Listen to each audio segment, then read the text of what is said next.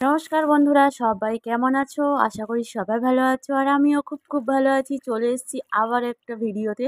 তো চলো আজকে কি রান্না করছি সেই ভিডিওই কিন্তু তোমাদের সাথে শেয়ার করব। তো চলো তোমরা ভিডিওটার সাথে থাকো আর স্কিপ করো না, পুরো ভিডিওটাই দেখতে থাকো। তো দেখতে পাচ্ছ আজকে কিন্তু মেনুতে হবে চিকেন, আর চিকেনটা কিভাবে রান্না করব সেইটাই তোমাদের সাথে এই মিনি ব্লগেই শেয়ার করব।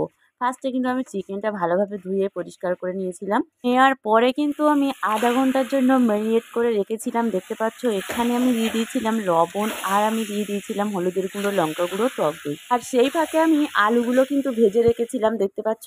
তো ভেজে রাখার পরে কিন্তু আমি কড়াইতে সব মশলাগুলো একেবারে কষে নিয়েছি, আর দিয়ে দিয়েছিলাম গুঁড়ো লঙ্কা, আদা বাটা, জিরে বাটা, আর আমি দিয়ে দিয়েছিলাম টক দই, আর দিয়ে দিয়েছিলাম হলুদের গুঁড়ো আর স্বাদ মতো নুন। তো তারপরে দেওয়ার পরে কিন্তু কিছুক্ষণ কষার পরে জল দিয়েই কিন্তু তারপরে ফুটে গেছে আর নামিয়ে নিয়েছি। একেবারে কিন্তু রেডি হয়ে গেছে রান্নাটা, দেখতে পাচ্ছ। তো চলো এখন আমরা খাবো, তোমরা